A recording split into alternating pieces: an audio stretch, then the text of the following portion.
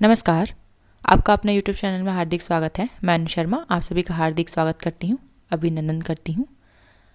आज से हम अपना एक नया सत्र आरंभ कर रहे हैं हिंदी व्याकरण के नाम से। और आज का हमारा जो पहला टॉपिक है वो है वर्ण एवं वर्णमाला, जिस पर विभिन्न परीक्षाओं में विभिन्न प्रश्न बनते हैं, जिस पर UGC नेट से लेकर PGT TGT तक जो भी परीक्षाएं होती हैं इसमें से एक दो प्रश्न देखने को मिल ही जाता है। ठीक, तो बहुत परीक्षा उपयोगी दृष्टि से पढ़ेंगे जिससे हमारा एक भी प्रश्न परीक्षा में छूट ना जाए। आरंभ करते हैं बिना समय को व्यर्थ किए। जो भी इस YouTube चैनल से जुड़े हैं आप सभी जानते होंगे कि हम व्यर्थ की बकवास करते नहीं हैं। तो चलिए शुरू करते हैं। इसके पहले हम कुछ महत्वपूर्ण बिंदुओं को जान लेते हैं, जिसको जानना अनिवार्य है एक तरह से मैं कहूँ वर्णमाला को पढ़ने के पहले। ठीक, वर्ण है क्या, यह ध्यान रखेंगे कि वर्ण क्या है। वर्ण मूल ध्वनि को कहते हैं, ठीक, जिसके खंड नहीं हो सकते हैं। ठीक, वर्ण जिसके खंड क्या है, ध्यान में रखेंगे, वर्ण के खंड हम नहीं कर सकते हैं। बहुत ही महत्वपूर्ण है यह जो बिंदुएं बताई जा रही हैं। इसी पर छोटे छोटे प्रश्न बनाए जाते हैं और हमसे गलतियां हो जाती हैं, तो हम इस पर ध्यान रखते चलेंगे कि हमारी एक भी प्रश्न गलत ना हो। तो वर्ण है क्या, वर्ण एक तरह से ध्वनि है, मूल ध्वनि है, ठीक, जिसका खंड नहीं हो सकता। वर्ण का हम खंड एक तरह से मैं कहूँ नहीं कर सकते। ठीक, खंड नहीं करते हैं, नहीं कर ही नहीं सकते। ठीक, जैसे अ, ठीक, क, ख आदि। ठीक, कामदेव प्रसाद गुरु ने वर्णों की संख्या कितनी मानी है, ये भी ध्यान रखेंगे कि व्यक्तिगत रूप से पूछता है कि कामता प्रसाद गुरु ने कितनी मानी है, फिर वासुदेव नंदन प्रसाद ने कितनी मानी है। तो ध्यान में इसको रख लीजिएगा, कामता प्रसाद गुरु ने, कामता प्रसाद गुरु कितने वर्ण मानते हैं, वर्णों की संख्या कितने मानते हैं, 44। ठीक है, ध्यान में रख लेंगे क्या मानते हैं ये, वर्णों की संख्या। ठीक है, संख्या मानते हैं। ठीक, वर्णों की संख्या में ये क्या मानते हैं, 11 मानते हैं, क्या, स्वर। ठीक, 11 स्वर मानते हैं और 33 क्या मानते हैं, व्यंजन। ठीक, 11 स्वर मानते हैं और 33 व्यंजन, कुल कितने मानते हैं, या 44 मानते हैं। ठीक, उसी प्रकार एक और विद्वान है डॉक्टर वासुदेव नंदन प्रसाद, वह भी मैं लिख देती हूँ ताकि आप लोग को ज़्यादा अच्छे से तरीके से सभी चीज़ें दिमाग में नोट होते रहें। ठीक, कॉपी में तो नोट कर ही लेते हैं सब, लेकिन दिमाग में भी नोट करना ज़रूरी है। वासुदेव नंदन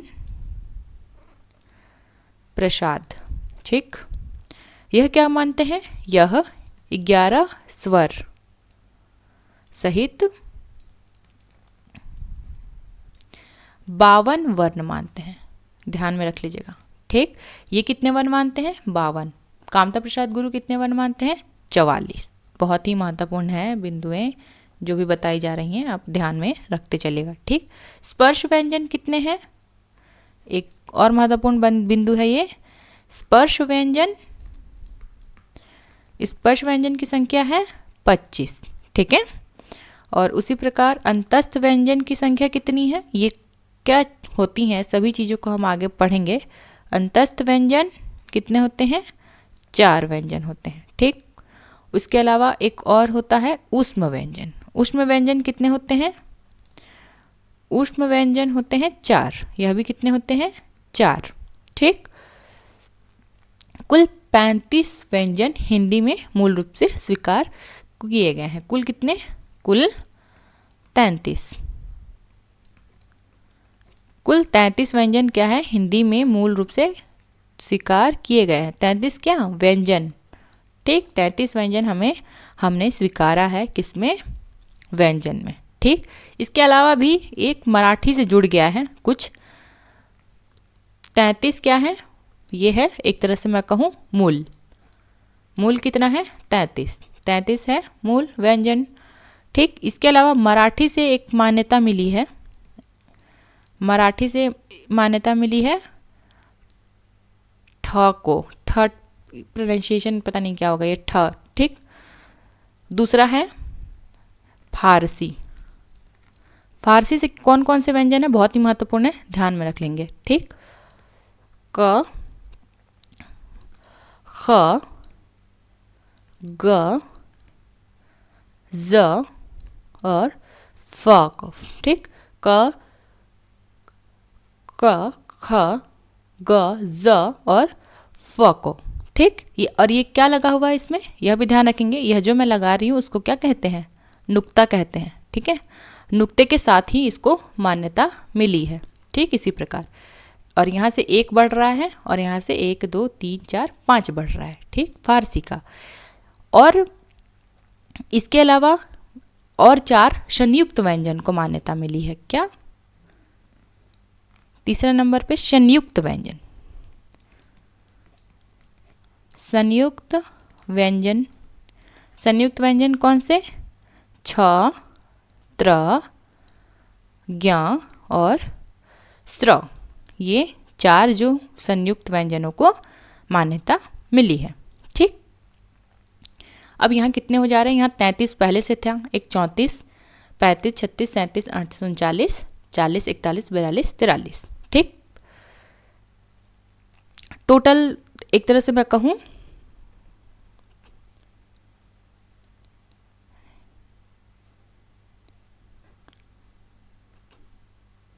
श्र श्र श्र और इसके साथ ही अयोगवाह भी जोड़ता है इसमें, ठीक। अयोगवाह में कितनी ध्वनियां हैं, अयोगवाह में 2 ध्वनियां मिलती हैं, ठीक।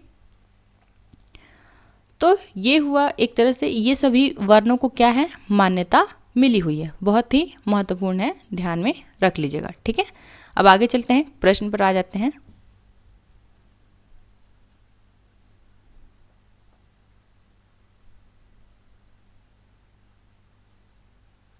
इसके साथ ही और 2 ध्यान में रखेंगे। इसके साथ कौन सा, इसके साथ है अपभ्रंश से आया हुआ, अपभ्रंश से यही छूट रहा था, अपभ्रंश से अड और अढ़, ठीक है, बहुत ही महत्वपूर्ण है। ये कहाँ से आया है, अपभ्रंश से। तो कुल कितने व्यंजन हो रहे हैं, 33 यहाँ था, 34, 35, 36, 37, 38, 39, 40, 41, 42, 43, 44, 45, टोटल 45, ठीक। व्यंजन कितने हो रहे हैं, व्यंजन हो रहे हैं कुल 45, ठीक। अयोगवाह को उसमें नहीं जाएंगे, अयोगवाह क्योंकि अंग और अह को अयोगवाह कहते हैं, वो कि स्वर का भाग होता है, ठीक, ध्यान में रख लीजिएगा। कुल कितने स्वर हो रहे हैं, कुल कितने व्यंजन हो रहे हैं, अयोगवाह को इसमें से मैं बार बार कह रही हूँ निकाल देंगे, कौन कौन सा जोड़ना है, मूल रूप से 33, मराठी से जो आया है ठ करके वो, फारसी का क, ख, ज, ग, फ को, इसके अलावा संयुक्त व्यंजन को छ, त्र, ज्ञ, श्र को, और अपभ्रंश से जो आया है अड और अढ़ को, ठीक। टोटल 45 हो रहा है, ठीक। तो व्यंजन कुल कितने व्यंजन हो रहे हैं, कुल व्यंजन की संख्या कितनी हो रही है, 45, ठीक। और स्वर पहले ही बताया गया है, मान्य स्वर कितने हैं, 11, ठीक। और उसमें अयोगवाह जोड़ के कितने हो जाते हैं, अयोगवाह जोड़ने पर, अयोगवाह जो कि कौन सा कहलाता है, अयोगवाह हम आगे देखेंगे, अंग और अह जो है वो अयोगवाह कहलाता है, ठीक। ये कितने हैं हुए, कुल 2। तो ये हुआ क्रम। और कुल कितने हो जाते हैं ध्वनियाँ, कुल कितनी ध्वनियाँ हो जाती हैं, कुल ध्वनियाँ हो जाती हैं हमारी 58, ठीक है, बहुत ही महत्वपूर्ण, 45 और 11 और 2, ठीक, कुल कितनी 58। आई होप कि आप लोग को ये चीज़ें समझ में आ गई होंगी, बहुत ही महत्वपूर्ण है, पूछा जाता है, ध्यान में रख लेंगे। मराठी से क्या आया है, फारसी से क्या आया है, संयुक्त व्यंजन कौन सा है, अपभ्रंश से क्या आया है, अड और अढ़, ये अपभ्रंश से आया है, ठीक। तो चलते हैं अब अपने स्लाइड पर। एक एक पॉइंट यहाँ महत्वपूर्ण है, एक एक पॉइंट आप लोग को एक एक नंबर दिला सकता है, ध्यान में रख लेंगे, ठीक है। कौन सा निम्न में से कंठ ध्वनि है, कंठ ध्वनि कौन सी है, तो इसमें से क, ख, ग, घ, अंग, यह जो है ये कौन सा उच्चारण स्थान है, तो कंठ का उच्चारण स्थान ध्यान में रख लेंगे। जो क का जो उच्चारण स्थान है वो क वर्ग का मैं कहूँ तो कंठ है। ठीक, क ख ग घ अंग का उच्चारण स्थान क्या है? कंठ। बहुत ही महत्वपूर्ण है, ध्यान में रखना जरूरी है। ठीक, अब कंठ के बाद आता है तालव्य। तालव्य का क्या है? जो च वर्ग की ध्वनियां है, ये क वर्ग क्या होता है? कंठ। ठीक, और उसी तरह च वर्ग क्या होता है? च वर्ग होता है तालव्य, तालु से बोलते हैं इसको। ठीक, आप लोग बोलिए च। च तो जहाँ जिह्वा आपकी सट रही है वह भाग कौन सा है? वह भाग आपका तालु है, उसको तालु बोलते हैं। ठीक, तो तालव्य कौन सा है? जो च वर्ग है, च छ ज झ ञ। इसके अलावा ये जो आपने 3 प्रकार के श पढ़ेंगे, तालव्य श। ठीक, इसके बाद आता है मूर्धन्य श और एक आता है दंत श। ठीक, बहुत ही महत्वपूर्ण है, तीनों श को ध्यान में रखिएगा। तीनों श को उच्चारण स्थान भी पूछता है। ठीक, तो ये क्या है? तालव्य श, और ये क्या है? दंत श, और ये तालव्य श, ये मूर्धन्य श और ये दंत श। ठीक, तो पहला श जैसे मैं बता रही हूँ तालव्य श है, तो ये तालु से बोलता है इसलिए तालव्य में शामिल है। और इसके अलावा य भी तालव्य के अंतर्गत ही आता है। य बोलिए आप लोग, तलवे पे सटेगा आपकी जिह्वा। ठीक, अब मूर्धन्य सा। मूर्धन्य में क्या आता है? जो ट वर्ग है वह कौन सा वर्ग है? ट वर्ग जो है वो मूर्धन्य के अंतर्गत आता है। ट ठ ड ढ अड़, और इसके अलावा मूर्धन्य श और र। ये क्या है? ये जो ट वर्ग की ध्वनियां हैं, इसके अलावा मूर्धन्य श और र मूर्धन्य के अंतर्गत आता है। ठीक, इसके अलावा दंत। तो त वर्ग की जितनी भी ध्वनियां हैं, त थ द ध न, इसके अलावा मैंने इस स का बताया आपको कि दंत स बोलते हैं, तो इससे दंत स इसके और ल, ये कहाँ आता है? दंत के अंतर्गत। अब ओष्ठ। ओष्ठ में क्या? प फ ब भ म। ये क्या हम किससे आता है? प आप लोग बोलेंगे तो आप देखेंगे कि आपके दोनों होठ खुद ब खुद सट रहे हैं। बिना होठ के आप प फ ब बोल ही नहीं सकते हैं। ठीक, तो यह हुआ प वर्ग की ध्वनियाँ ओष्ठ के अंतर्गत। बहुत ही महत्वपूर्ण है, बहुत महत्वपूर्ण जानकारी है, पूछ लिया जाता है।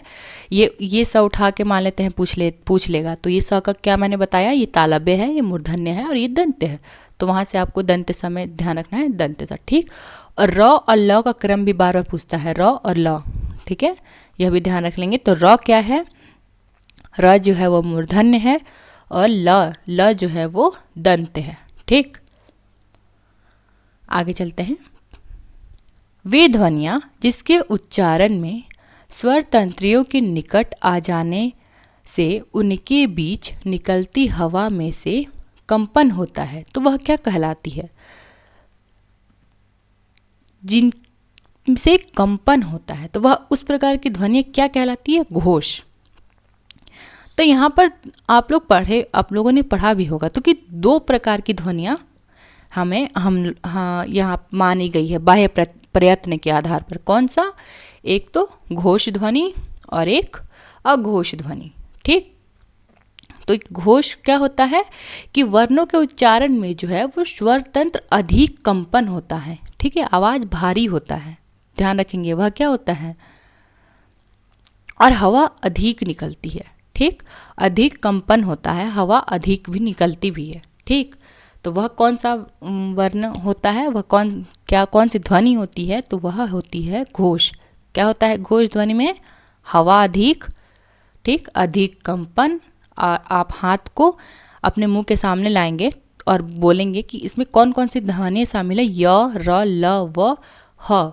तो आप लोग अगर य बोलेंगे तो देखेंगे हवा बाहर अधिक मात्रा में आ रही है। ठीक, अधिक कंपन हो रहा है।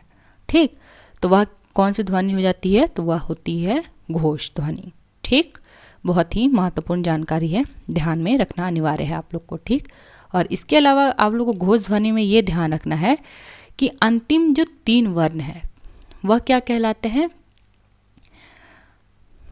या वह कहलाते हैं व्यंजनमाला के अंतिम 3 वर्ण जो है घोष कहलाते हैं। ठीक, बहुत महत्वपूर्ण जानकारी है, ध्यान में रख लीजिएगा, मैं बार बार कह रही हूँ। ठीक,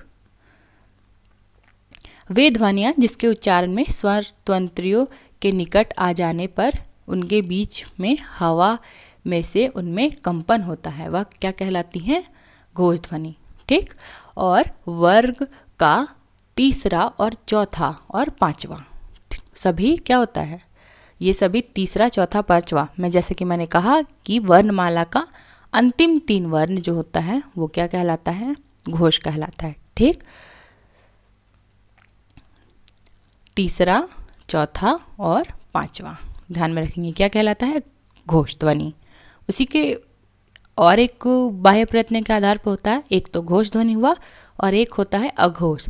तो अघोष में क्या होता है? उच्चारण में कम कंपन होता है। ठीक। और हवा भी कम मात्रा में आती है। ठीक। तो वह क्या कहलाता है? अघोष। बहुत ही महत्वपूर्ण है। और अघोष कौन सा होता है? अघोष होता है प्रथम 2 वर्ण। अब अंतिम 3 वर्ण जब घोष हो जा रहे हैं तो बच कौन रहे हैं? आरंभिक प्रथम 2 वर्ण बच रहे हैं। तो प्रथम 2 वर्ण क्या कहलाते हैं? अघोष। ठीक। बहुत ही महत्वपूर्ण है, ध्यान में रख लीजिएगा।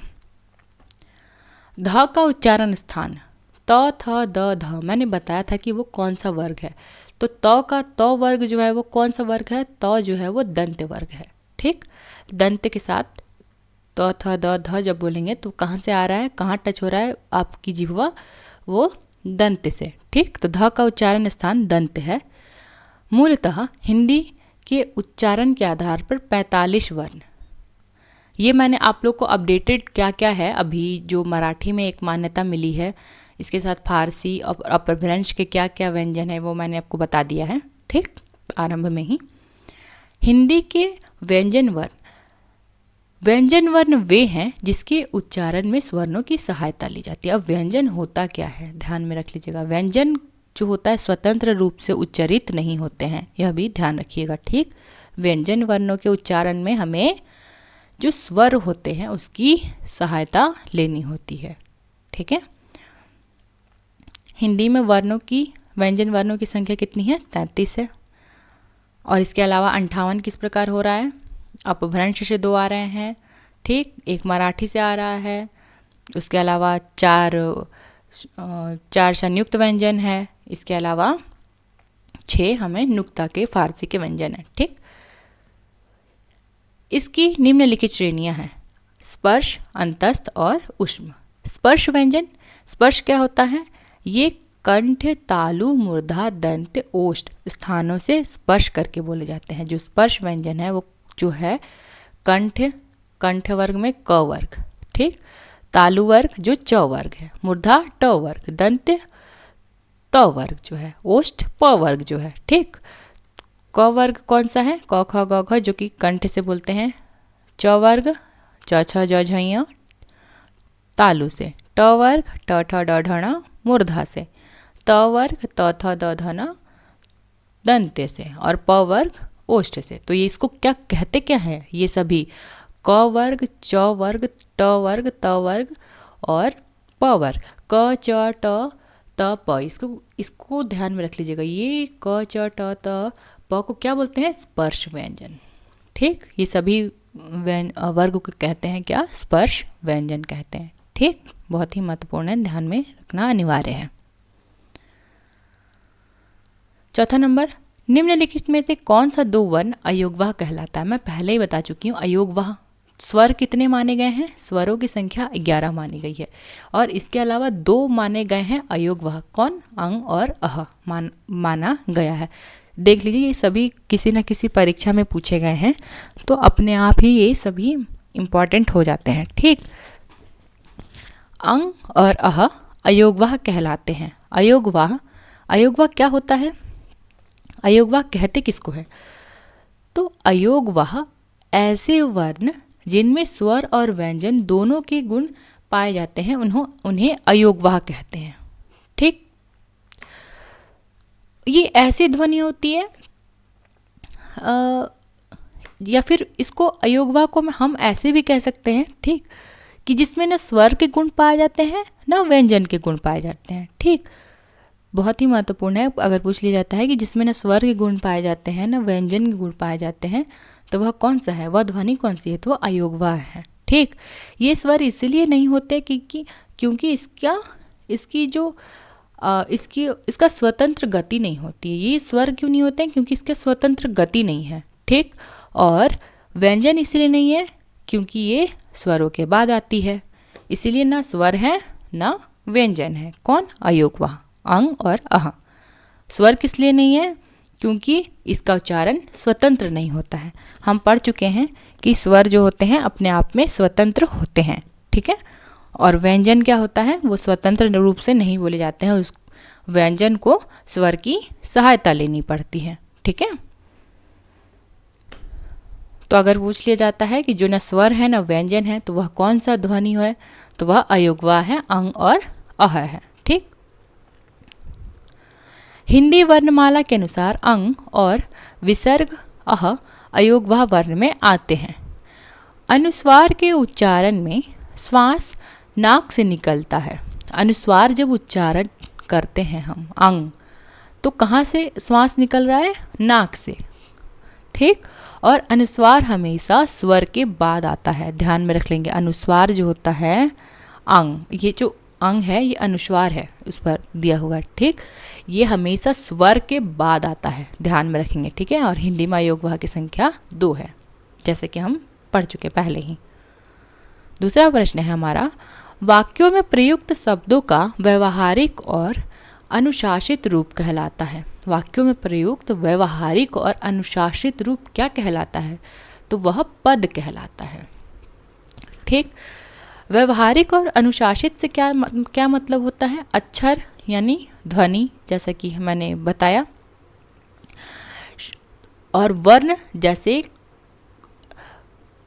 एक, पहले जो यहाँ पर लिखा हुआ है उसको पढ़ लेते हैं, उसके बाद मैं बाकी चीज़ें समझाती हूँ। वाक्यों में प्रयुक्त शब्दों का व्यवहारिक और अनुशासित रूप क्या कहलाता है? पद कहलाता है। इसी प्रकार सार्थक वर्ण या वर्णों के समूह को शब्द कहते हैं, बहुत ही महत्वपूर्ण है। वर्ण किसको कहते हैं? क क्या है? एक तरह से वर्ण है, ठीक। और वर्णों का समूह मान लेते हैं क म ल, ये क्या है? वर्णों का एक समूह हो गया, तो यह क्या कहलाया? शब्द कहलाया है, ठीक। शब्द स्वाभिप्राय होते हैं जब कोई सार्थक नियमों के अनुसार विभक्ति, वचन, लिंग, काल आदि की योग्यता रखने वाला वर्णों का समूह पद कहलाता है, बहुत ही महत्वपूर्ण है, ठीक। जैसे मान लेते हैं रमेश ने कुत्ते को मारा, ठीक। यहाँ पे मैं लिख देती हूँ, रमेश ने कुत्ते को मारा, ठीक, कुत्ते को मारा। तो यहाँ पे मूल शब्द क्या था? कुत्ता था ना, मूल शब्द तो कुत्ता है, कुत्ते तो कुछ नहीं होता है, ठीक। तो ये जो शब्द है इसका व्यवहारिक और अनुशासित, जैसा कि यहाँ बताया गया है, विभक्ति लगता है, वचन, लिंग, काल आदि के अनुसार बदल जाता है। तो कुत्ता जो है यह किस प्रकार बदला? विभक्ति लगा उसमें, वचन के अनुसार, लिंग के अनुसार बदल गया, और कुत्ता शब्द जो था वो कुत्ते में परिवर्तित हो गया। अर्थात यह जो अनुशासित रूप हो गया वाक्य में, वह क्या कहलाया? पद कहलाया, ठीक। आई होप कि आप लोग को समझ में आ गया होगा, मैंने उदाहरण सहित समझाने की कोशिश की, ध्यान में रख लीजिएगा। निम्नलिखित में से अघोष महाप्राण ध्वनि है। अघोष, सघोष, अघोष मैं बता ही चुकी हूँ, ठीक। तो अघोष, सघोष हमने पढ़ा था कि अंतिम 3 जो वर्ण होते हैं वो क्या कहलाते हैं? सघोष या घोष। तो और प्रथम 2 वर्ण कहलाते हैं वो घोष होते हैं, वो क्या होते हैं? अघोष होते हैं। और अंतिम 3 वर्ण जो होते हैं वो घोष होते हैं या सघोष होते हैं, और प्रथम 2 वर्ण क्या होते हैं? अघोष होते हैं, ठीक। तो अब इसमें से ढूंढ लीजिए कौन सा है इसमें से।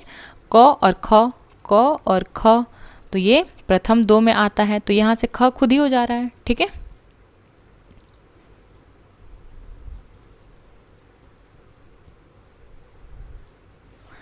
और यहाँ अब यह एक और महत्वपूर्ण यहाँ चीज़ बताना है आप लोग को, ये क और ख दोनों ही हो रहा है, ठीक। यहाँ क भी पूछा है, क भी है, लेकिन अघोष पूछा है, लेकिन इसके साथ क्या लगा दिया है यहाँ पे? इसके साथ लगा दिया है महाप्राण भी होना चाहिए। वो महाप्राण क्या है कि उच्चारण के समय ज़्यादा ऊर्जा के साथ वायु खर्च हो, ठीक। उच्चारण जब कोई भी आप कर रहे हैं व्यंजन का, तो उसमें क्या हो, अधिक मात्रा में वायु हो, खर्च हो, ठीक, तो वह कहलाता है क्या, महाप्राण। अधिक मात्रा में लग रहा है तो इसलिए महाप्राण है, ठीक।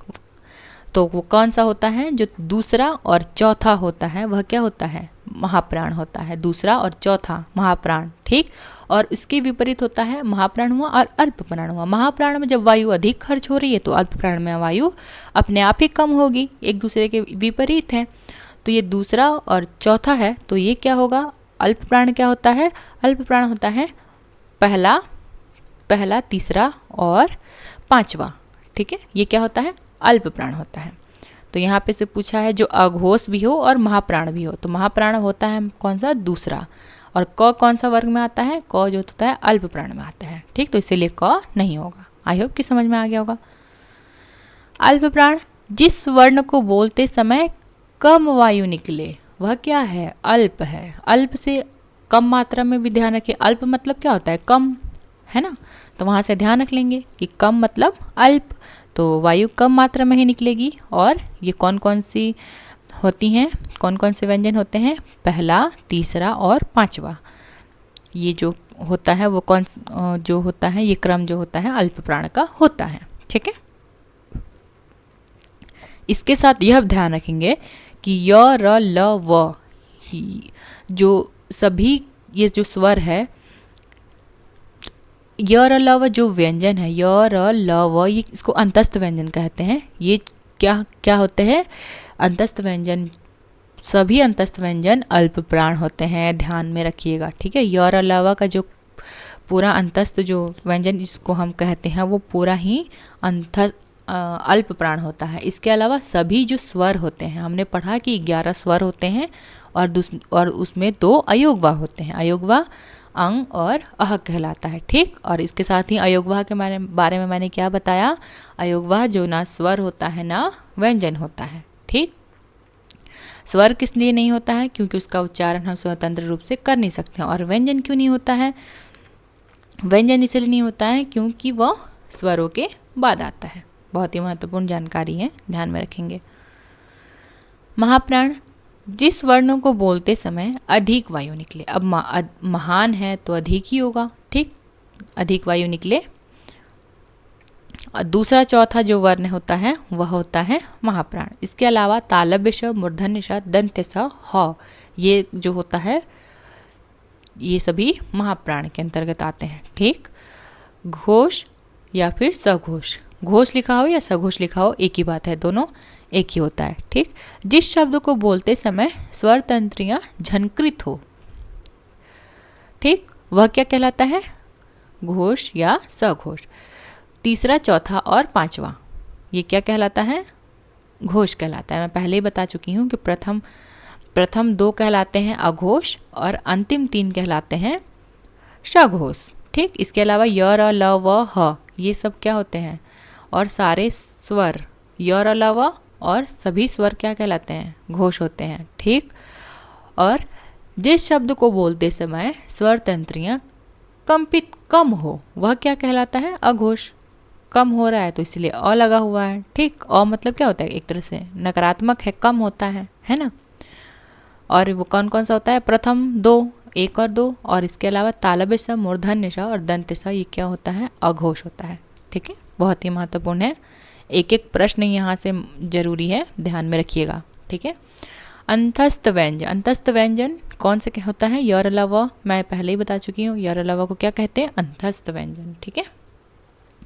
अब यहाँ यह भी अंतस्थ व्यंजन तो कहलाता है। इसके अलावा य और व जो होता है वो अर्धस्वर कहलाता है, ध्यान में रखेंगे। यह भी पूछा गया है प्रश्न कि अर्धस्वर कौन कहलाता है, तो य और वह जो है वह क्या कहलाता है, अर्धस्वर कहलाता है, ठीक। ये भी पूछा गया है। इसके अलावा र को क्या कहते हैं, लुंठित व्यंजन, यह भी पूछा गया है। र को लुंठित और ल का भी पूछा गया है पार्श्विक व्यंजन, ठीक है।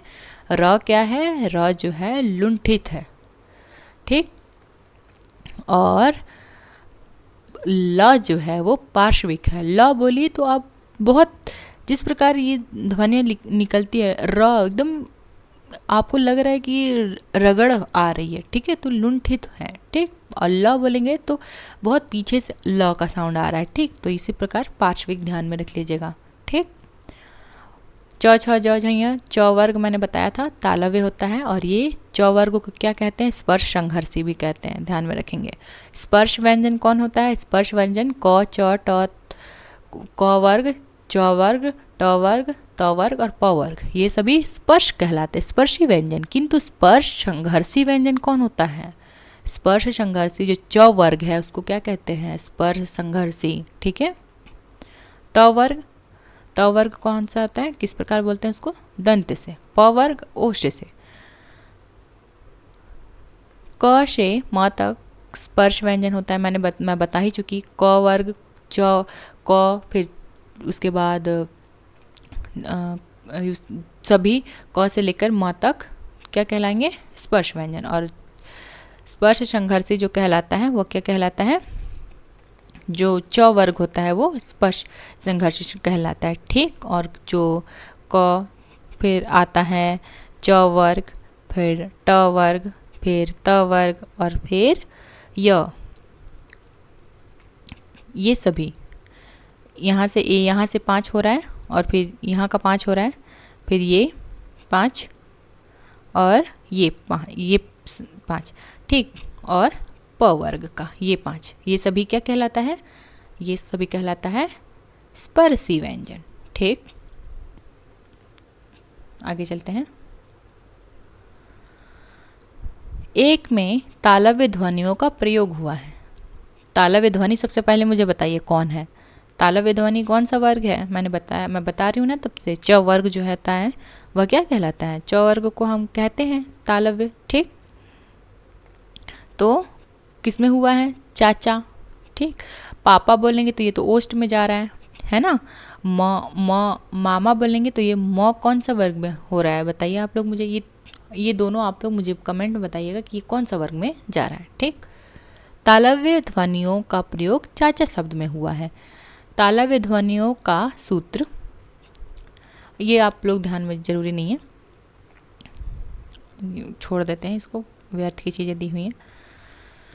केंद्रीय हिंदी निर्देशालय ने हिंदी के मानक वर्णमाला में मूलतः कितने स्वर और कितने व्यंजन ध्वनियों को स्थान दिया है? बहुत महत्वपूर्ण है, केंद्रीय हिंदी निर्देशालय के अनुसार पूछा गया है, ठीक है। देख लीजिए, ये यूपी के एग्ज़ाम में पूछा गया है, यूपी जीआईसी में, कि केंद्रीय हिंदी निर्देशालय ने हिंदी मानक वर्गों में मूलतः कितने स्वर और कितने व्यंजन को स्थान दिया है? तो कौन सा? 11 स्वर को स्थान दिया है और 35 व्यंजन को स्थान दिया है। किसने? केंद्रीय हिंदी निर्देशालय ने। केंद्रीय हिंदी निर्देशालय ने हिंदी के मानक वर्णमाला में 11 स्वर और 35 व्यंजन ध्वनियों को स्थान दिया है। वर्ण भाषा की ध्वनियों के उच्चारण और लिखित दोनों रूपों के प्रतीक हैं। ये सभी वर्णमाला क्या होता है मैं बता चुकी हूँ। केंद्रीय हिंदी निर्देशालय द्वारा विद्वानों के विचार विमर्श के पश्चात हिंदी वर्णमाला या अंक का अद्यतन मानव स्वरूप निर्धारित किया गया है, जो इस प्रकार है। देख लीजिए, अब जो स्वर उन्होंने 11 माना है वो कौन कौन से स्वर है? अ, आ, हर्ष ई, दीर्घ ई, हर्ष उ, दीर्घ उ, री, ए, ओ और कुल 11। और संस्कृत के लिए प्रयुक्त देवनागरी का ये जो री, फिर ये जो री, ये सभी सम्मिलित हैं, किंतु हिंदी में इनका प्रयोग न होने के कारण इन्हें हिंदी मानक वर्णमाला में स्थान नहीं मिला है। अब मूल व्यंजन जो कि 35 मान रहा है, मूल व्यंजन में देख लीजिए कौन कौन से व्यंजन है। क ख ग घ अंग है, च छ ज झ ञ, ट ठ ड ढ ण, अढ़ और अढ़, त थ द ध न, प फ ब भ म, य र ल व, तालव्य स, मूर्धन्य स और दंत स, ह, ड, अड और अढ़ व्यंजन रूप हिंदी में एकीकृत ध्वनियाँ हैं। इस तरह हिंदी में वर्णमाला में कुल 11 स्वर और 35 व्यंजन है, बहुत महत्वपूर्ण है, ध्यान में रखिएगा। ठीक, किसके अनुसार? केंद्रीय हिंदी निर्देशालय के अनुसार। केंद्रीय हिंदी निर्देशालय 11 स्वर मानता है और 35 व्यंजन मानता है। ठीक है, आगे चलते हैं। उच्चारण स्थान की दृष्टि से हिंदी में अ और आ का स्वर है। अ और आ का किस प्रकार का? अ और आ यहाँ ना तालव्य का है, ना ओष्ठ का कार्य है, ना मूर्धा का कार्य है, कंठ से आ रहा है। खुद आप लोग प्रयोग करिए अ और आ बोलकर, तो कहाँ से आ रहा है ये साउंड? ये कंठ से आ रहा है। ठीक, कंठ से ओ आ याद रखिए। इसके अलावा क ख तो क वर्ग तो हम जान ही चुके हैं। और तालव्य छोटी ई और बड़ी ई, हर्ष दीर्घ ई और हर्ष ई और दीर्घ ई, यह तालव्य वर्ग में आता है। ठीक है, और री मूर्धा में आता है। इसी प्रकार हर्ष उ दीर्घ उ, ये उ बोलेंगे तो आप लोग खुद ही ओष्ठ का प्रयोग दिख जाएगा, है ना। और संयुक्त स्वर ए ओ, ए ओ ए ओ, ये मैं आगे बताऊंगी किस प्रकार संयुक्त हो रहे हैं। ठीक है, सभी स्वर हैं, सभी स्वर मैं पहले ही बता चुकी हूँ। सभी स्वर क्या होते हैं? सभी स्वर जो होते हैं अल्प प्राण होते हैं, ध्यान में रखेंगे। ठीक है, सभी स्वर क्या होते हैं? अल्प प्राण। जिन ध्वनि के उच्चारण में मुख से कम मात्रा में वायु निकले वही अल्प प्राण है। मैं पहले ही बता चुकी, अल्प माने कम, और वायु भी कैसे निकलेगी? कम ही मात्रा में। इस आधार पर सभी स्वर और प्रत्येक व्यंजन वर्ग का पहला और तीसरा और पांचवा, ये सब क्या है? अल्प प्राण। इसके अलावा यर और लव भी क्या है? यर और लव जो व्यंजन है वह भी अल्प प्राण में सम्मिलित है।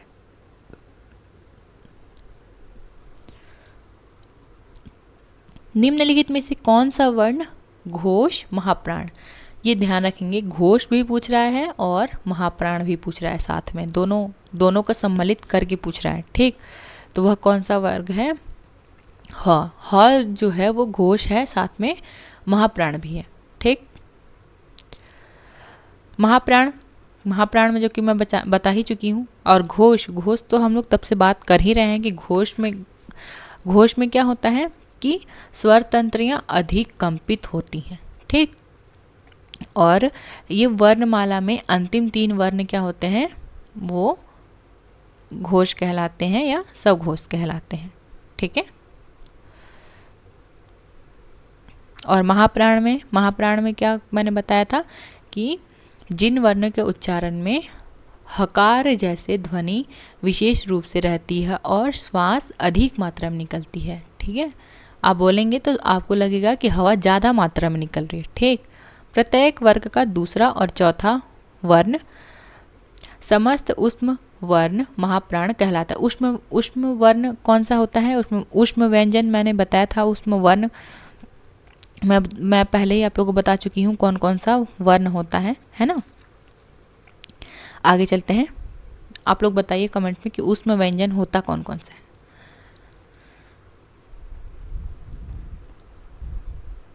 निम्नलिखित शब्दों में से उस शब्द को चुनिए जिसमें उच्चारित स्थान पर अनुस्वार का प्रयोग हुआ है। अनुस्वार का प्रयोग ये हमें साफ साफ दिख रहा है, ये अनुस्वार है ना। अनुस्वार और अनुनासिक मैं बताते आ रही हूँ क्या होता है। ठीक है, तो अनुस्वार हमें साफ साफ दिखाई दे रहा है यहाँ पर। तो संयुक्त में अनुस्वार का प्रयोग हुआ है। अनुस्वार माने ऊपर बिंदी लगी हुई हो। यह स्वर के बाद आने वाला व्यंजन है जिसकी ध्वनि नाक से निकलती, जैसे अंगूर, अंगद, कंकड़, ये जो लगा हुआ है बिंदी उसको क्या कहते हैं? अनुस्वार। भाषा की सार्थक लघुतम इकाई क्या होती है? भाषा की सार्थक और लघुतम इकाई, इसके पहले ही हम पढ़ चुके हैं। सार्थक क्या होता है? शब्द होता है। ठीक है, वह क्या होता है? सार्थक होता है। और वहीं उसको अगर हम लिंग वचन के अनुसार ढाल देते हैं तो शब्द ही क्या किस में बदल जाता है? पद में बदल जाता है। ठीक है, उच्चारण स्थान के आधार पर छ ध्वनि कैसी ध्वनि है? च कौन सी वर्ग है? च मैं पहले बता चुकी हूँ, तालु से निकलता है तो तालव्य है ना। कंठ से ओ आ, ये सब मैं बता ही चुकी हूँ। एक बार आप लोग देखना चाहते हैं तो देख लीजिए, नहीं तो रहने दीजिए, मैं बता ही रही हूँ तब से। निम्नलिखित में से कौन स्पर्श संघर्षी महाप्राण व्यंजन है? स्पर्श संघर्षी हम जानते हैं कि च वर्ग जो होता है वो स्पर्श संघर्षी होता है। ठीक है, स्पर्श संघर्षी से तो हम जान रहे हैं कि ये च वर्ग जो होता है वो स्पर्श संघर्षी है, किंतु फिर यहाँ ध्यान रखिए कि यहाँ महाप्राण भी पूछ रहा है साथ में। महाप्राण ध्वनि कौन कौन सी होती है? महाप्राण जो होता है ये दूसरा और चौथा होता है। तो यहाँ च तो स्पर्श संघर्षी है, किंतु ये महाप्राण नहीं है, बल्कि ये अल्प प्राण है, तो ये च नहीं हो सकता है। छ जो कि स्पर्श संघर्षी भी है और ये दूसरा च के बाद छ आता है, तो ये दूसरे नंबर पर भी आ रहा है, तो इसका मतलब महाप्राण है। ठीक, जो कि तीसरे स्थान पर है, और ठ जो कि ठ तो च वर्ग स्पर्श संघर्षी है ही नहीं, है ना। तो छ स्पर्श संघर्षी महाप्राण व्यंजन है। स्पर्श संघर्षी जिन व्यंजनों के उच्चारण में स्पर्श का समय अपेक्षाकृत अधिक होता है और उच्चारण के बाद वाला भाग संघर्षी हो जाता है, वे स्पर्श संघर्षी कहलाते हैं। जैसे च छ ज झ, ये स्पर्श संघर्षी है, ध्यान में रख लेंगे। ठीक है, और केवल स्पर्श अगर पूछे जाता है कि स्पर्श व्यंजन कौन सा है, तो ध्यान में रखेंगे क से लेकर म तक जो होता है उसको हम क्या कहते हैं? क च ट त प वर्ग जो है वो स्पर्शी व्यंजन है। ठीक, महाप्राण जिन ध्वनि के उच्चारण में अधिक मात्रा में वायु निकलती है, और दूसरा चौथा वर्ग जो है वो महाप्राण है। इसके अलावा तालव्य से मूर्धन्य से दंत स और ह, ये सभी क्या कहलाते हैं? ये सभी कहलाते हैं महाप्राण। ठीक, निम्नलिखित में से कंठ ओष्ठ ध्वनि, कंठ और ओष्ठ दो चीजें लगी हुई हैं, कंठ से भी निकल रहा है और ओष्ठ भी। ठीक, तो ओ जो कि ओष्ठ, ओ बिना आप ओठ के वो ये गोल संवृत किया बोल ही नहीं सकते हैं। ठीक, तो कंठ और ओष्ठ का सहारा ओ बोलने में लिया जा रहा है। कंठ से अ आ अह जो होते हैं कंठ से आते हैं। तालु से छोटी बड़ी, हर्षी दीर्घी, ओ से हर्षु दीर्घु, कंठोष्ठ ओ और औ, ध्यान में रखेंगे ये जो होता है कंठोष्ठ होता है। ठीक है, हिंदी शब्दकोश में निम्न में से कौन सा शब्द सबसे पहले आएगा? शब्दकोश में जो है यह जो व्यंजन है, जैसे कि मैंने बताया था कि किस संयुक्त व्यंजन किस प्रकार बनते हैं? भिन्न अनेक व्यंजनों के मेल से बनते हैं, अलग अलग व्यंजनों के मेल से बना है। क्या होता है वो, क्या कहलाता है? तो वह कहलाता है संयुक्त व्यंजन। ठीक है, बहुत ही महत्वपूर्ण है। इसी प्रकार कुछ व्यंजन जो है मिलकर बने हुए हैं, वो कौन कौन से हैं यह देख लीजिए। स्वर में अगर मैं बात करूं तो स्वर में ओ से ओ मिलकर क्या बना है? ओ से ओ मिलकर बना है आ, ये आप लोग सभी जानते होंगे। ठीक, उसी प्रकार ई और ई मिलकर क्या बना है? बड़ी। ठीक, उसी प्रकार ऊ और ऊ मिलकर क्या बना है? बड़ी ऊ बना है। ठीक है, उसी प्रकार ओ और ई मिलकर क्या बना है? ये पूछा जाता है, तो ध्यान में रखिएगा ए जो है वो ओ और ई ए, ठीक है, से मिलकर बना है, पूछा गया है प्रश्न, तो ध्यान में रखेंगे। ओ और ए को मिला के ए बना है। ठीक, और इसी प्रकार ओ और ऊ को मिलाकर क्या बना है? ओ बना है। उसी प्रकार आ और ओ को मिलाकर क्या बना है? ओ बना है। ध्यान में रख लीजिएगा, ये सभी जो भी चीज़ें मैं बता रही हूँ ये पूछा जाता है, बार बार पूछा जाता है, भिन्न भिन्न परीक्षाओं में ये सब प्रश्न किए जाते हैं। तो आप लोग, अगर आप लोग को ध्यान नहीं रह रहा है तो आप लोग उसको नोट करके बार बार प्रयास कीजिए, नहीं तो एक नंबर आप लोग का छिन जाएगा एक तरह से मैं कहूँ तो। ठीक है, और ये जो मैं संयुक्त व्यंजन जो कह रही हूँ, दूसरा पेज ले लेते हैं ताकि ये गंदा ना हो जाए थोड़ा। अब ये संयुक्त व्यंजन, यह भी ध्यान रखेंगे। वहाँ तो संयुक्त स्वर मैंने बताया कि संयुक्त स्वर किस किस प्रकार बने हैं, और यहाँ बात करेंगे हम संयुक्त व्यंजन की। ठीक है, संयुक्त व्यंजन में सबसे पहले नाम आता है छ का।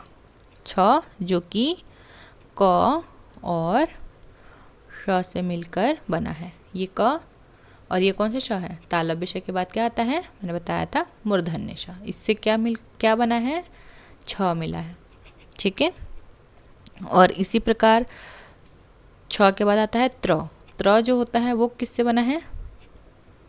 त्र जो बना है वो त और र से बना है।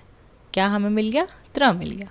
ठीक, उसी प्रकार छात्र ज्ञ। ज्ञ कैसे बना है? ज्ञ जो होता है ज और य से मिलकर बना है। क्या मिल गया हमें? ज्ञ मिल गया। ठीक, और एक बच रहा है, वो क्या है? वो है श्र। ये तालव्य श और र से मिलकर बना है। ठीक है, यहाँ नहीं हलंत लगेगा। क्या मिला? श्र मिला। ये चारों क्या हैं? ये चारों जो होते हैं संयुक्त स्वर हैं, बहुत ही महत्वपूर्ण है। छ, त्र, ज्ञ, श्र चारों संयुक्त स्वर हैं और पूछे जाते हैं किस किस व्यंजन से मिलकर बना है, किस स्वर से मिलकर बना है। ध्यान में रख लीजिएगा, ध्यान में रखना अनिवार्य है, ज़रूरी है। ठीक, आगे चलते हैं। अब हम लोग अपने स्लाइड पर आ जाते हैं।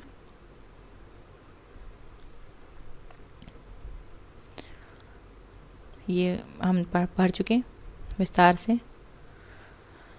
शब्दकोश की दृष्टि से शब्दों का सही क्रम कौन से विकल्प में है? तो इस विकल्प में हमें एक वीडियो इस पर भी आएगा आप लोग का संक्षिप्त में, कि किस प्रकार हम शब्दकोश में हम किस प्रकार शब्दों को ढूंढें। ठीक है, तो इस पर मैं अलग से वीडियो बनाऊंगी। ठीक है, और शब्दकोश की दृष्टि से शब्दों का सही क्रम है। शब्दकोश में कैसे शब्दों को ढूंढते हैं इस पर मैं पहले बता चुकी, मुझे क्या करना है। अर्थ व्यक्त करने वाली छोटी इकाई हैं, वो आप लोग को कल ही वीडियो मिल जाएगा ताकि कोई परेशानी ना हो। अर्थ व्यक्त करने की दृष्टि से सबसे छोटी इकाई क्या है? अर्थ व्यक्त करने की दृष्टि से हो या सार्थकता की दृष्टि से हो, एक ही बात है, वह क्या है? शब्द है। ठीक, अर्थ व्यक्त करने की दृष्टि से सबसे छोटी इकाई शब्द है। दूसरे शब्दों में कहें तो शब्द भाषा की सबसे छोटी सार्थक इकाई है।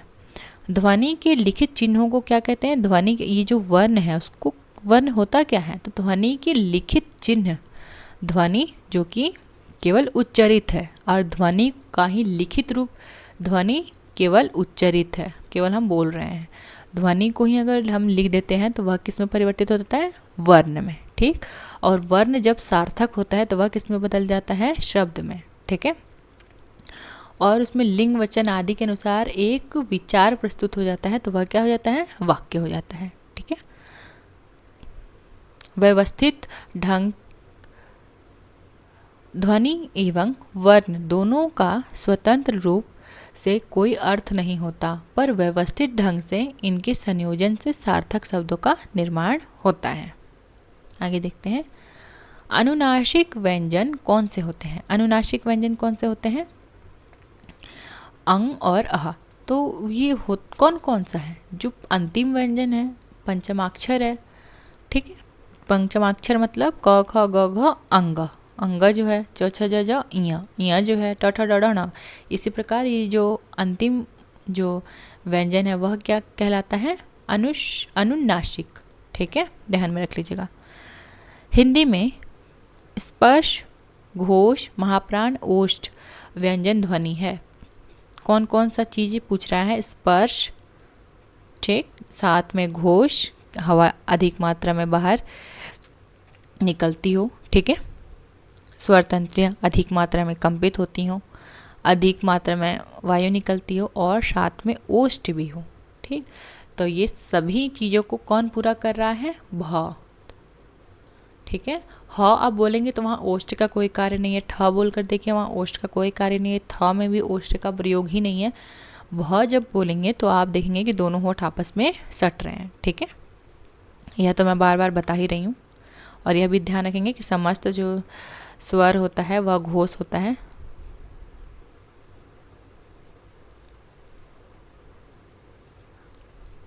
इसमें से कौन सा स्वर संवृत है?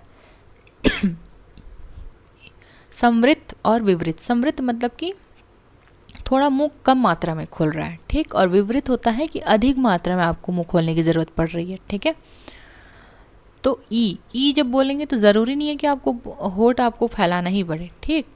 थोड़ा कम खोलकर भी आप बोल सकते हैं ई, ठीक। खुद ही आप लोग प्रयास भी करिए जब मैं बोल रही हूँ तो। मुख विवर के खुलने के आधार पर स्वर ध्वनियाँ 4 प्रकार की होती हैं, ठीक। कौन कौन सा? विवृत, अर्धविवृत, संवृत और अर्ध संवृत। विवृत माने पूरा खुलता है। आ बोलकर देखिए तो आप लोग होठ को सटाकर बोल ही नहीं पाएंगे बिना पूरा खोले, तो ये विवृत माने ओपन। आ जो होता है वो क्या है? विवृत स्वर है। अर्धविवृत माने इसकी तुलना में इसमें थोड़ा कम खोलना पड़ता है, ठीक।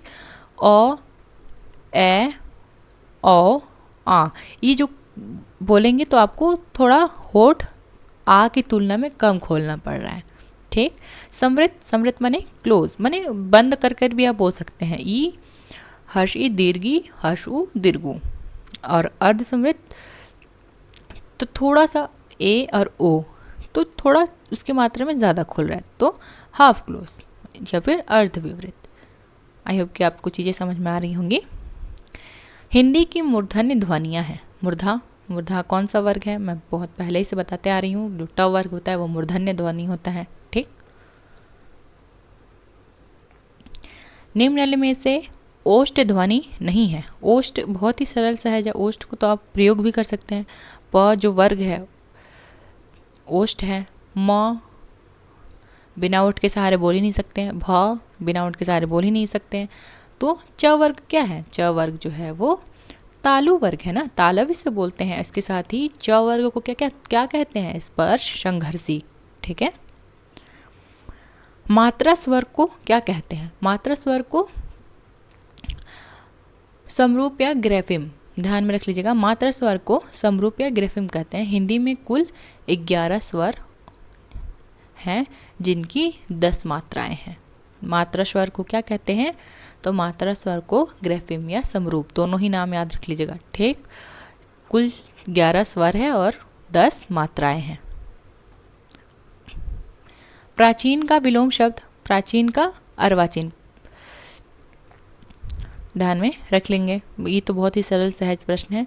नया का पुराना विलोम होता है। उल्टे या विपरीत अर्थ में प्रयुक्त होने वाले शब्द को विलोम या विपरीत शब्द कहते हैं। ये तो बच्चे से हम लोग पढ़ते ही आ रहे हैं। छ ध्वनि का उच्चारण स्थान। छ, च, छ ये सब क्या है? तालव्य से बोलते हैं ना, ठीक। तालव्य से बोल रहे हैं तो इसको बार बार करने की ज़रूरत ही नहीं है एक ही चीज़ को। निम्नलिखित में से कौन तालव्य ध्वनि है? कौन सा तालव्य ध्वनि है? च वर्ग जो है तालव्य ध्वनि है। निम्न इसमें से कौन सा पश्च स्वर है? ये थोड़ा महत्वपूर्ण है। पश्च ई जो है, जो ई जब हम बोलेंगे तो थोड़ा अग्रभाग से ही आ रहा है। अ हर्ष ई दीर्घ ई आ बोलेंगे तो देखेंगे आपको आवाज़ बहुत अंदर से आ रहा है, मतलब बहुत पीछे से आ रहा है, ठीक। पश्च स्वर क्या होता है? जो अंदर थोड़ा अंदर से आए। आ बोल कर देखिए और ई हर्ष ई दीर्घ ई अ बोल कर देखिए तो उसके कंपैरिजन में लगेगा आ बहुत अंदर से आ रहा है आवाज़, ठीक है। तो उच्चारण में जिह्वा का भाग प्रयोग के आधार पर स्वर के 3 भेद किए गए हैं। अग्रभाग, मध्य भाग और पश्च भाग। अग्रभाग से हर्ष ई दीर्घ ई ए, ये क्या होता है? अग्रभाग से निकलता है। मध्य भाग से अ और पश्च भाग से आ उ दीर्घ उ हर्ष उ दीर्घ उ ओ आ, ये सब क्या है? पश्च स्वर है। बहुत महत्वपूर्ण है, ध्यान में रख लीजिएगा, ठीक है। इसमें से कौन सी ध्वनियाँ संयुक्त व्यंजन है? संयुक्त व्यंजन कौन है? तो वह क्या है? क्या ये क्या है? संयुक्त व्यंजन है। संयुक्त व्यंजन में 2 ऐसे वर्णों का मेल होता है जिसमें पहला व्यंजन स्वर रहित और दूसरा व्यंजन स्वर सहित होता है। ठीक है, पहला व्यंजन स्वर रहित, ये अगर इसको हम लिखेंगे तो ये इस प्रकार लिखाएगा। ठीक है, क, और इसको इस प्रकार लिखेंगे। य को भी अगर हम करें तो इस प्रकार। ठीक, तो जो पहला जो हो रहा है उसमें देख रहे हैं हम कि इसमें हमें स्वर का प्रयोग नहीं दिख रहा है। ठीक है, तो यह क्या है, पहला संयुक्त व्यंजन में क्या होता है, पहला जो व्यंजन होता है वो स्वर से रहित होता है, उसमें स्वर नहीं होता है। तो उसमें देख रहे हैं हम कि इसमें अ का प्रयोग नहीं हुआ है। और दूसरा व्यंजन स्वर के साथ होता है, स्वर सहित होता है। ठीक है, क्या में क और य के मेल से बना हुआ है, क स्वर रहित है, य अ की सहायता से बना, मैं बता चुकी। और ये जो च जो है ये द्वितीय, इसको द्वितीय व्यंजन कहते हैं। यह भी ध्यान रखेंगे, पूछा जाता है कि द्वितीय व्यंजन क्या है। द्वितीय व्यंजन जो एक ही तरह के जो व्यंजन का प्रयोग हो तो वह द्वितीय व्यंजन कहता है। ठीक है, इसमें समान व्यंजनों का मेल होता है। देख रहे हैं दोनों समान है तो वह क्या कहलाता है, द्वितीय। ठीक, बस इतना जान लीजिए, बहुत ही महत्वपूर्ण है। इसमें से कौन सा युग्म अघोष ध्वनि है? अघोष कौन सा है? अघोष ध्वनि जिसमें हवा क्या हो, कम मात्रा में हो, आवाज कंपन कम मात्रा में हो। ठीक है, वह कौन है? प फ बोल के देखिए। बाकी सब ध्वनियों के कंपैरिजन में इसमें आपको थोड़ा कंपन भी कम मिलेगा। ठीक, आई होप कि आप बोर नहीं हो रहे होंगे क्लास से। ठीक है, पूछा जाता है प्रश्न तो आप लोग धैर्य के साथ बिल्कुल देखते रहिए। देवनागरी, क्योंकि भीड़ से निकलना है आगे तो हमें थोड़ा पेशेंस के साथ पढ़ाई करना पड़ेगा। ठीक है, देवनागरी लिपि की पूर्ववर्ती लिपियों में एक नाम गलत है। वह कौन सा नाम है? ये खरोष्ठी लिपि देवनागरी लिपि की पूर्ववर्ती लिपियों में नहीं है, जबकि ब्राह्मी लिपि से ही देवनागरी लिपि का विकास हुआ है। किस प्रकार? ब्राह्मी लिपि, फिर गुप्त लिपि, फिर कुटिल लिपि। कुटिल लिपि ही दो भागों में बट गई, देवनागरी लिपि और शारदा लिपि। ठीक है, आयोग ने इस प्रश्न को निरस्त कर दिया था, यह भी ध्यान रख लेंगे। ठीक है, आयोग की ही चलती है जो वो मान ले। निम्नलिखित ध्वनियों में से कौन सुमेलित है? तो कौन सुमेलित है? मैं पहले ही से बताते आ रही हूँ, ये जो तालव्य श, मूर्धन्य श, दंत श, ये सभी क्या है? ऊष्म व्यंजन है। ठीक है, आगे चलते हैं। इसमें से कौन ऊष्म व्यंजन नहीं है? तो अभी मैंने बताया कि तालव्य श, मूर्धन्य श, दंत श और ह क्या होता है? ये ऊष्म व्यंजन होता है। और ल कौन सा व्यंजन? ल जो होता है वो पार्श्विक है। ल किस प्रकार का व्यंजन है? पूछा जाता है, ध्यान में रखिएगा। ठीक है, पार्श्विक है। ठीक है, और इसी प्रकार र जो होता है वह लुंठित है या प्रकंपित है, ध्यान में रखेंगे। ठीक है, निम्नलिखित में से कौन सा महाप्राण ध्वनि है?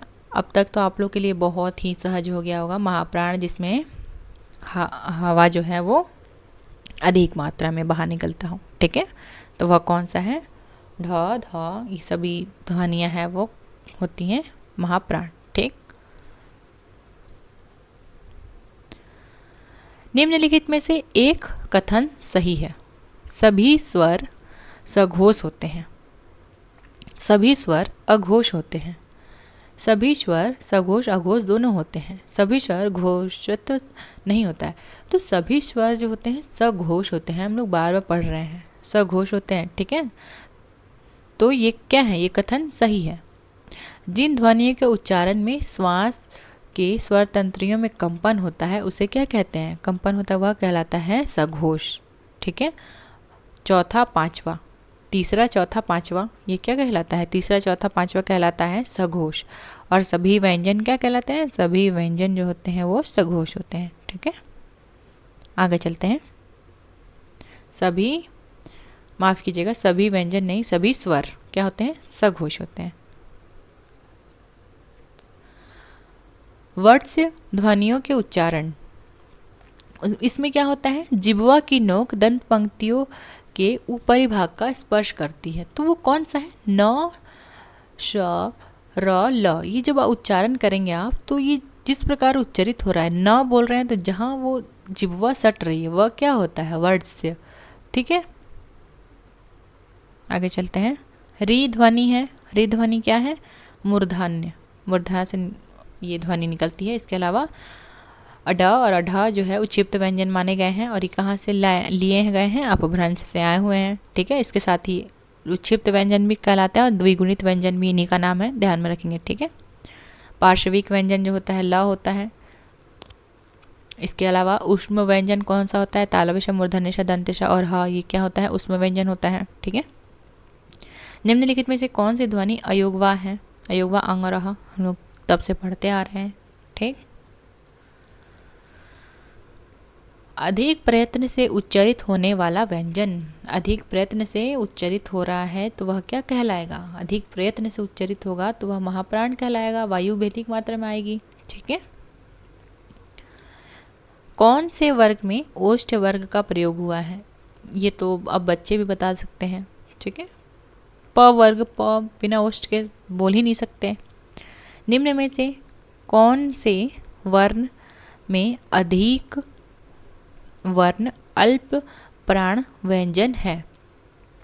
अल्प प्राण माना है, अल्प प्राण जिसमें वायु क्या हो? अल्प मात्रा में निकलती हो। ठीक, और अल्प प्राण मैंने बताया है कौन कौन सा होता है। अल्प प्राण जो होता है अल्प प्राण जिसमें क्या होता है? वायु कम मात्रा में निकलती हो। और कौन सा होता है वो? प्रथम, तृतीय और पंचम में क्या कहलाता है? अल्प प्राण। ठीक है, और महाप्राण कौन सा होता है? दूसरा और चौथा, वो होता है महाप्राण।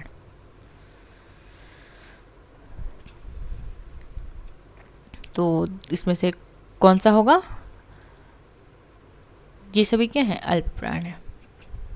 तालव्य वर्णों का वर्ग कौन सा है? तालव्य वर्णों का वर्ग तालु से कौन सा बोलते हैं? तो चौ जो वर्ग होता है वो तलवा से बोला जाता है। इसके अलावा ये तालव्य शब्द मैंने इसका नाम ही बताया है। और ई जो है वो भी तालु से ही बोलते हैं। ठीक, महाप्राण व्यंजन होता है प्रत्येक वर्ग का। महाप्राण व्यंजन अभी मैंने बताया, महाप्राण जो होता है दूसरा चौथा होता है, तो यहाँ दूसरा चौथा डी होगा। ठीक है, और अल्प प्राण कौन सा होता है? पहला, तीसरा और पांचवा, ये क्या होता है? अल्प प्राण होता है। ठीक है, आगे चलते हैं। री स्वर की मात्रा का प्रयोग कौन से शब्द में हुआ है? देख रहे हैं आप लोग किसी न किसी प्रश्न में ये सभी पूछी गई हैं, ध्यान में रखेंगे। ठीक है, री शब्द का प्रयोग मातृ त्रिभूमि में, यहाँ इसके अलावा रात्रि, अम्र, क्रिया, ये सब में री का प्रयोग शब्द नहीं है। ठीक है, री स्वर की मात्रा के प्रयोग से अन्य शब्द कृत्रिम और कृपाण, कृषि, कृतघ्न, मृग, श्रृंगार, नृप, ये सभी क्या है? किससे बने हैं? री से। ठीक है,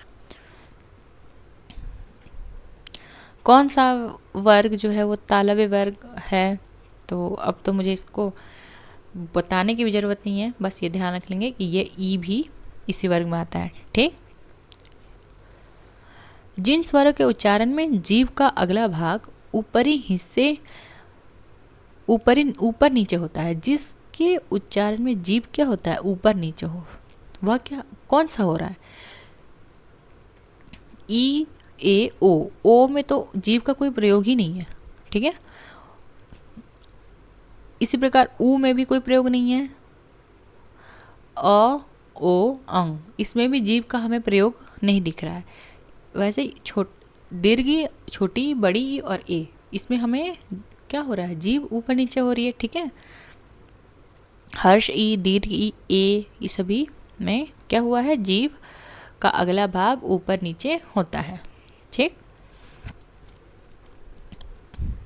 डी उत्तर सही है। कंठ ध्वनियों में कौन से वर्ग में होता है कंठ ध्वनि? क वर्ग जो है वो कंठ ध्वनि है, तो ये सभी क्या है? कंठ ध्वनि है। ठीक, कंठ ध्वनि से तात्पर्य कंठ माने गला से है, आवाज़ गले से आ रही है। ठीक है, तो इसका उच्चारण गले से होता है। कंठ ध्वनियाँ जिस ध्वनि का उच्चारण गले से होता है वो क्या कहलाती है? कंठ ध्वनि कहलाती है। ठीक है, निम्न में से कौन सा अंतस्थ व्यंजन है? तो य, र, ल, व मैंने बताया है। इसके अलावा य और व को ध्यान में रखेंगे, ये अर्धस्वर भी कहलाते हैं। ठीक है, तो य, ई स्वर के उच्चारण में जीभ का कौन सा भाग आवश्यक है? तो ई मैं पहले ही बता चुकी हूँ। ई जो है वह अग्रभाग से बोलते हैं, हम पहले ही चर्चा कर चुके हैं। आ जो होता है वो पश्चिम एकदम पीछे से आता है, और मध्य स्वर से जो होता है अ होता है वो मध्य स्वर से आता है। ठीक है, आ, फिर ऊ बोलिए, छोटी ऊ बोलिए, बड़ी ऊ बोलिए, ये सब क्या हो रहा है? ये पीछे पश्चिम भाग बहुत अंदर से आ रहा है आवाज़। ठीक है, च जो है तालव्य है, व जो है य और व मैंने बताया कि ये क्या है, इसको य और वर्ग को, ऐसे तो य जो होता है वो मैं पहले ही बताई हूँ कि य जो होता है वो अंतस्थ व्यंजन है, इसके अलावा। ठीक है, और य व को अर्ध स्वर भी बोलते हैं। ठीक, आगे चलते हैं।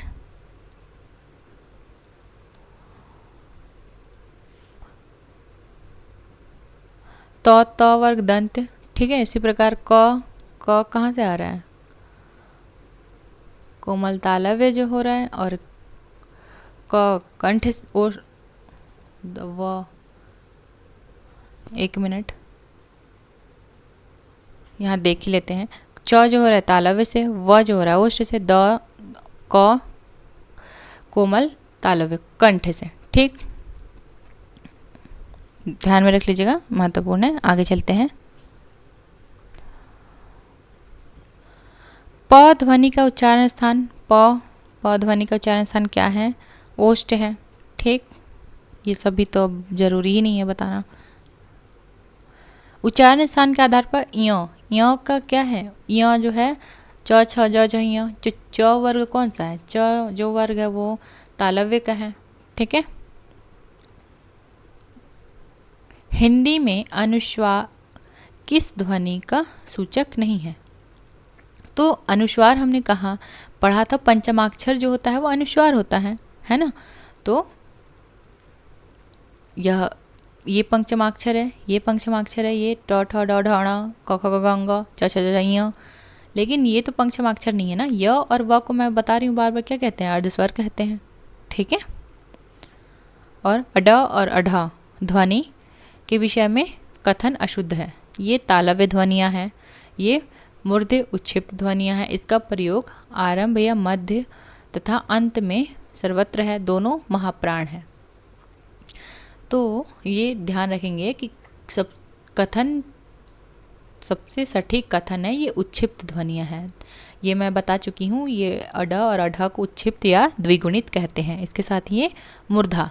ठीक है, ट वर्ग में आता है, तो ट वर्ग ट ठ ड ढ ण, तो वहीं से अड़ा और अढ़ा को भी याद रख लीजिए। तो वो ट वर्ग क्या होता है? मूर्धा वर्ग है। ठीक, तो मूर्धा है और उच्छिप्त है, और क्षिप्त को ही द्विगुणित व्यंजन भी कहते हैं। जिन ध्वनियों के संयोग से शब्दों का निर्माण होता है, जिन ध्वनियों के संयोग से शब्दों का निर्माण होता है उससे क्या कहते हैं? स्वनिम कहते हैं। बहुत ही महत्वपूर्ण है, ध्यान रखेंगे। शब्दों का निर्माण होता है उसको क्या कहते हैं? स्वनिम। ठीक, ध्वनि भाषा की सबसे छोटी इकाई और भाषा की सबसे छोटी उच्चरित इकाई। ध्वनि होता है उच्चरित इकाई, और वहीं सबसे छोटी लिखित इकाई वह क्या होती है? सबसे छोटी लिखित इकाई होती है वर्ण, और सबसे छोटी सार्थक इकाई होती है वो शब्द। और लिंग वचन आदि के अनुसार जब परिवर्तन हो जाता है शब्द में ही, तो वह क्या कहलाती है? पद। ठीक, उच्चारण की दृष्टि से तालव्य, मूर्धन्य, दंतश वर्ग किस प्रकार के हैं? तो ये सभी मैं तब से बता रही हूँ, ये तालव्य, मूर्धन्य, दंतश और एक ह भी आता है इसमें, ये सभी ऊष्म व्यंजन है। ठीक है, क व्यंजन के विषय में निम्नलिखित में से कौन सा सही है? क तो सबसे पहले ये ध्यान रखेंगे, क जब बोलेंगे तो अल्प प्राण में कौन कौन सा है? अल्प प्राण पहला, दूसरा और पांचवा है, और महाप्राण में दूसरा और चौथा है। तो क जो हो रहा है, क के बारे में खोजना है तो पहला अल्प प्राण मिल गया हमें। इसके साथ ही अघोष में कौन सा होता है कि पहला जो दो है वो क्या होता है? पहला दो अघोष, और अंतिम तीन जो होते हैं वो शघोष होते हैं। इसके साथ ही स्पर्शी है, मैं बता चुकी हूँ, और कंठ के साथ ध्वनि निकलती है। तो ये सही उत्तर हो गया। ठीक, निम्नलिखित में से कौन सी ध्वनि सघोष ध्वनि है? सघोष, सघोष माने जिसमें क्या हो, अधिक कंपन अधिक हो और आवाज़ क्या हो, भारी हो। अंतिम तीन वर्ण क्या है, जो अंतिम तीन वर्ण है वह क्या कहलाते हैं? अंतिम तीन वर्ण जो होता है वो सघोष कहलाते हैं। ठीक है, तो ये ध्यान रखेंगे कि ह क्या है, सघोष ध्वनि है। इसके अलावा ये तालव्य श, मूर्धन्य श, दंत स, ये इसको क्या कहते हैं हम? ऊष्म व्यंजन कहते हैं, पहले ही पढ़ चुके हैं। ठीक,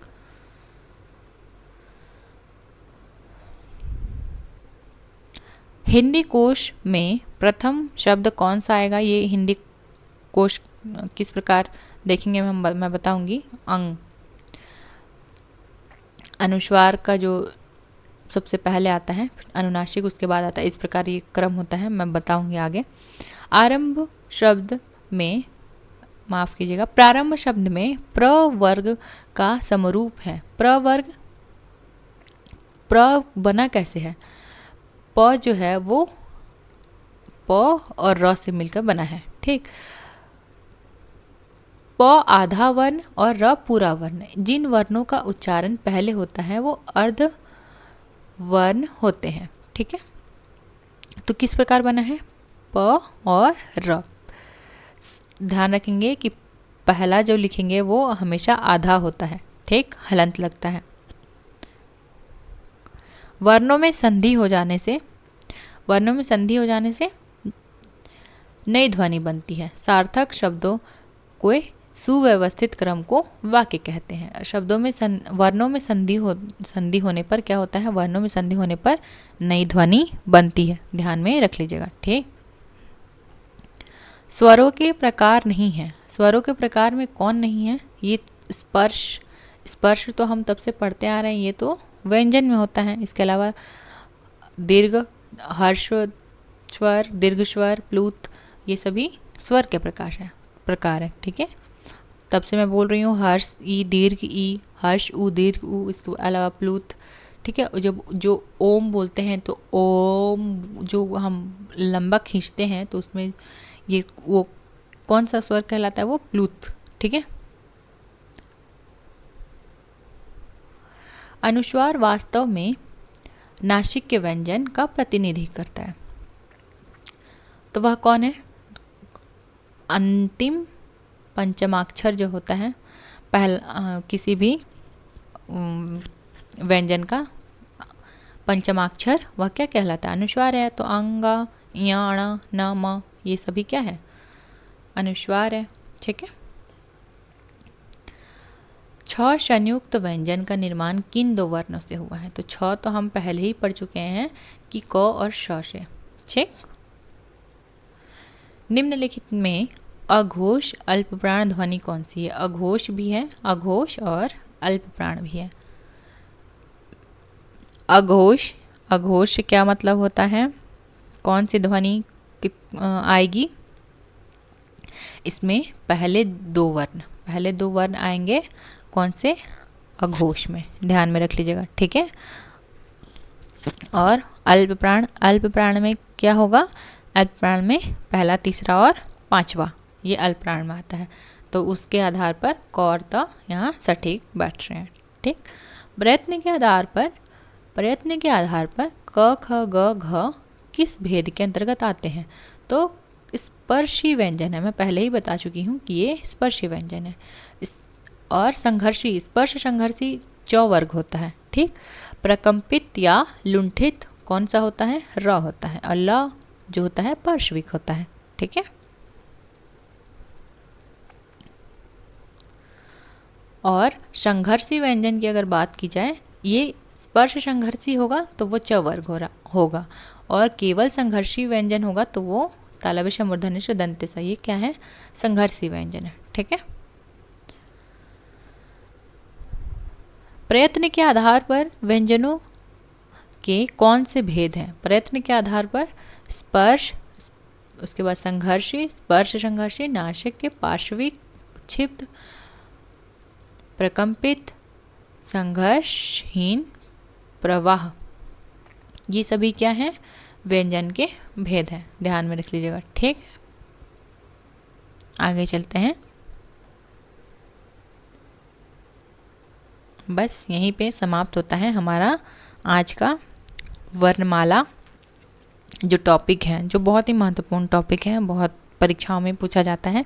किसी भी परीक्षा में आप हिंदी का पेपर आ रहा है तो उसमें 2-3 प्रश्न यहाँ से बनने ही बनने हैं।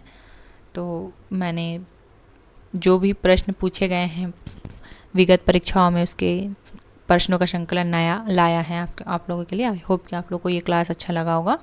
अब मिलते हैं नेक्स्ट क्लास में। धन्यवाद।